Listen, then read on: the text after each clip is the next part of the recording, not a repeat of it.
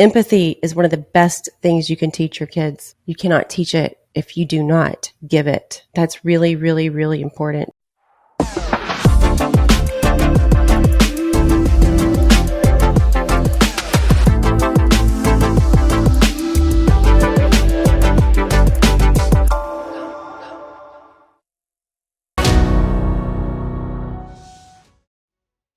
All right. How is everyone today? Happy Wednesday. Thank you all for tuning in to my show. For those of you, if you're seeing this on YouTube and for some reason I look a little darker, that's because I'm doing this late at night because it's the only time that I have. So, anyways, I'm sure most of you are listening. I want to talk today about it's a specific chapter in my book, right? So I don't know if you remember or not, but my book is coming out December 11th, and it's appropriately titled Unfuck Your Mind. So one of the chapters, it's actually become one of my favorites. It's called Parenting with or Without Chains. And so that's what I want to talk about today. I'm kind of going to share a little freebie today, so to speak, because I'm basically going to talk about this particular chapter. And so what I mean by chains is, as parents, if we do not heal our wounds and shatter the limiting beliefs that we got growing up, then we're constantly in a state of reaction from that. I don't care how old you are, it doesn't go away. It just doesn't. There's only one way to do it, and that's by shattering those limiting beliefs and healing them. And I don't care if you're 70 years old, you still have them, and you've lived your entire life now reacting, choosing, behaving, thinking based upon all of those. And I only know because I had to shatter my own limiting beliefs. So when you're on the other side, it's really, really easy to see. So the chains are exactly your limiting beliefs, right? Nobody wants to teach their kids the same way that they were taught, where it was maybe hurtful to them, right? And it's not done on purpose. All right. I don't want you to think it's a bad thing. But you don't do it on purpose because you don't even know you're doing it, right? So that's what we're going to talk about today. And whether you're a parent or you're not, or maybe you're going to become one, this is still a really, really good episode for you. I personally, I never knew if I was going to have kids or not. It wasn't something I was like, oh, I'm going to have kids. I can't wait to have kids. I just didn't know until I knew. And I remember when I felt my first son, Brady, in me for the first time. I was 10 weeks pregnant, and I could feel life inside of me. And there's just no way to describe what that feels like. And, you start to think about like how you're going to parent, and, the traditions you want to pass down and the things you're going to do different. And, your first time parent, you really have no clue at all, right? You only know what you were taught, what you see, And so, so I had this idea of like how things were going to be, and this is what I'm going to do different and all that kind of stuff. And, we all have the choice to change and learn and grow and do differently. Every single one of us do, right? We have free will. You can choose if you want to change. And so that's one of the many things I try to teach in my book is like, hey, we don't have to listen to this negative tape in our head, and we don't have to do it the same way. There is no one way. And I hate it when people say, oh, that's not normal. Well, what they're saying is that's not normal for them. There is no set standard in this world for what normal is, because nobody would fit that definition, right? Normal is exactly what is normal for you and nobody else. Okay. And so, I've always just kind of been a little bit of the black sheep of the family. And I don't mean that in a bad way. I'm just meaning like the way I think, right? It's just very different. And so anyways, I have 3 kids now. Brady was my first. He's 15 now. And I've been through a lot, right? I've been through a lot of crap. I've been through Lyme disease, healed myself 100% 10 years ago. And I've been through a really, really painful divorce a few years back. And that was the catalyst to me looking back and realizing, hey, I got some insecurities that I just realized, like, wow, I've been living my life with these limiting beliefs. And you know, I don't know why sometimes you have to just go through a lot of pain, and you have to just get completely broken for you to see things. And if you're a regular listener, then you heard the episode where I talk about adversity. Adversity is your biggest teacher, but only if you choose it. And I don't care if you agree with that or not. It's the damn truth. And if you don't agree with it, you are either still stuck in the middle of an adversity, or you just haven't been through a big enough one. But, you know, when you go through something like Lyme disease and what I went through in a failed marriage, that's just earth shattering. You got two choices there. You stay stuck in that fire, which is adversity, and become, you know, the victim. Cool. Or you pull yourself up by your bootstraps and you say, hey, look, I didn't cause it. I didn't do it. I sure the fuck didn't deserve it. What can I learn from this? You know, that's the mentality for someone who wants victory, right? And so going through that's what led to me becoming fascinated with the mind and the power of the mind. And so you know, I changed the way I parent for sure, because you're not the same person when you shatter your limiting beliefs. You're not the same person when you heal. Until you shatter your limiting beliefs and you heal those wounds from growing up. And we all fucking have them. You don't have to have it doesn't have to be traumatic, right? It doesn't have to be super bad. We're all a product of our environment, because we all grew up in an environment and we're all products of that. So if you find yourself picking any of this apart, you definitely are still in a victim mentality, and you probably would really love my book, December 11th. So I didn't want my kids to carry that burden of passed down unhealed wounds for me. I cannot protect my kids from everything, but I can give them less to deal with by not passing down my own limiting beliefs. And what I'm saying by that is that you live reacting from those constant unhealed wounds and insecurities. So if you're living that way, that means you're thinking that way, you're choosing that way, you're teaching that way. So obviously, as a parent, if you have some insecurities and unhealed wounds, you're parenting from that standpoint. That's my point. So my kids are going to have their own experiences and adversities. They're going to be a product of their environment. I can only control so much, right? I got to do my job. I got to do what I can do. And I never, ever would have been able to be the mom I am today without going through what I went through. And choosing to walk through that fire was the best thing I ever did. You know what happens when you walk through that fire? That's adversity. You know, honey, it burns the parts of you that needed to be burned, that were not serving you good. That's what it does. Let it burn, baby. So I cannot stop the storms from coming into my kids' lives, no matter how bad I want to. But I can show them how to overcome and shatter any limiting beliefs that might take root. You know, and I can only do that because I have done it. You cannot teach or embody or speak or do from anything you haven't experienced. It's not possible. My kids have seen me transform into who I am today. I've hopefully shown them that the uncomfortable times in life are our teachers, if we choose, in order for them to grow and become who they're meant to be. I have absolutely no idea what it's like as a kid to have your parents divorced and the life you've always known just be completely uprooted. That experience alone for them is obviously going to create limiting beliefs and wounds. It's just a fact. If you disagree with that, you're a blind fool. So we have to make sure to let our kids know that it's okay to be sad and mad.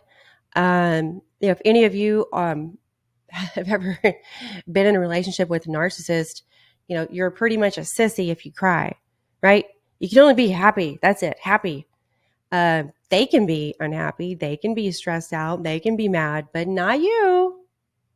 You got to be perfect. But as parents, they tell their kids, you know what? You can't be sad. You can't be mad. And if you're a boy and you cry, holy moly. Well, that's a bunch of bullshit and it's poisonous. But their feelings are valid. They need to feel them. And the only way we can teach our kids how to deal with the not so fun emotions is by what? Is by showing them ourselves, right? If you run in the bathroom every time we cry, look, hey, I got 3 kids. I know about the bathroom, right? I know that's where we all go sometimes to take a break. And the kids have been in the room all damn day, 10 hours. As soon as you go in that bathroom and lock the door because you need to breathe, they're going to be knocking at your damn door every single time. But sometimes we got to show our kids that, hey, mom, dad, we're not perfect and we get upset too. And we get sad sometimes. But what I learned was that I needed to let my kids be there for me. How can I teach my kids empathy and how to deal with other people's emotions if I don't give them that opportunity? And I remember the moment I did that a few years ago. I was just so sad. I was going through something really, really tough in the divorce, and it just came out. And my kids, all they wanted to do was make me feel better. They brought me tissues. They gave me words of affirmation. They gave me affection. And it was in that moment I realized that I needed that, but it was really good for my kids. And like, hey, it's okay to take that wall down, mom, dad. It's okay. It's okay to let your kids see. And I never knew how they would react to something like that, right? It just happened. And it was so beautiful to see my kids have so much empathy. And so I think it's really, really important. We don't always have to, it's like you either show your kids when you're frustrated or when you're happy. And we don't show them all the other stuff. But yet we tell them how we expect them to be when someone else is sad, right? But we have to give them that opportunity. We can learn from our kids, and they can show us and teach us things. We grew up in a much different time than our kids are. Of course, there's going to be some commonalities and at certain ages, right? 10-year-olds do this, 12-year-olds do this, 8-year-olds do this, 15. But our kids are growing up in a much different environment with the technology, and it's just all so different. It's not our environment, it's theirs. So we got to let them teach us, right? And at the same time, I do think our kids have a lot more hindrances today. I think social media for kids is a toxin. And I honestly don't think kids should be able to even do Snapchat anymore. I had no idea Snapchat was, such a social platform for messaging.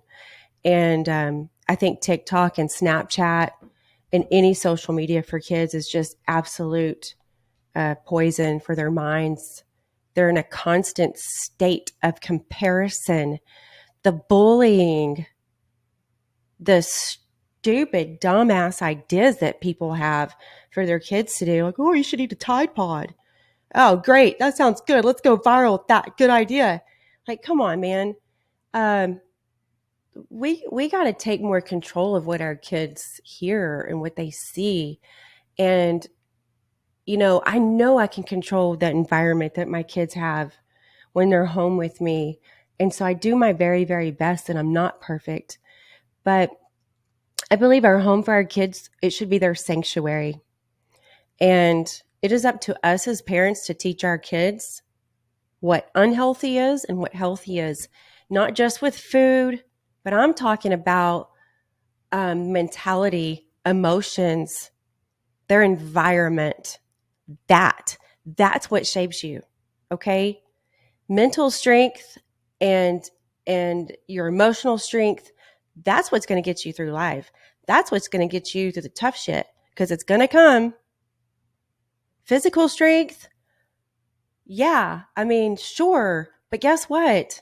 Physical strength, anybody can obtain that and gain that. But if you got a weak mind and you don't know how to deal with emotions, and you're not validating how your kids feel, and you're not showing them It's a monkey see, monkey do, folks. The best thing you could ever do for your kids is to make sure that they're mentally strong and emotionally strong. That's the best gift you can ever give. But can you give it if you do not have it? Absolutely fucking not. You have no way to teach something that you don't even know yourself. And that is my point in this chapter in the book. Parenting with or without chains. You got to choose one. If you think you don't have any, you've either done the healing or you need to. And, my kids are my everything. They're my inspiration, my motivation. They keep me curious. They keep me young. They keep me energetic. Definitely keep me on my toes. And there's absolutely nothing I wouldn't do for them. God gives you kids. It's a blessing. Your kids are not your trophies. Your kids are not put here to live out your dreams. Your kids were made the way they were made for the life they are meant to live. If they have their purpose, do not get in the way of their purpose. You do not need to like it. You do not need to agree with it. They need to be happy with it. It needs to be their passion.